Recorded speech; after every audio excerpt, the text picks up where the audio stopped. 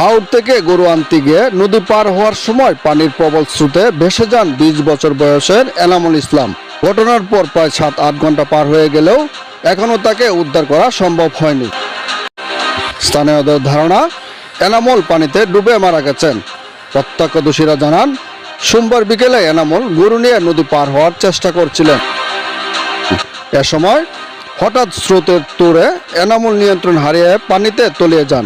সঙ্গে থাকা অন্যান্য ব্যক্তিরা তাকে উদ্ধার করতে চেষ্টা করলেও সফল হননি। স্থানীয় প্রশাসন ও ফায়ার সার্ভিসের ডুবুরি দল ঘটনাস্থলে পৌঁছে উদ্ধার অভিযান চালাচ্ছে, তবে রাত পর্যন্ত তার কোনো খোঁজ মেলেনি। এনামুল ইসলাম কেন্দ্র উপজেলার মুজাফরপুর ইউনিয়নের মুজাফরপুর গ্রামের তরফপাড়ার বাসিন্দা মোহাম্মদ বিল্লাল মিয়ার ছেলে। তার এই মর্মান্তিক ঘটনায় এলাকার শোকের ছায়া নেমে এসেছে।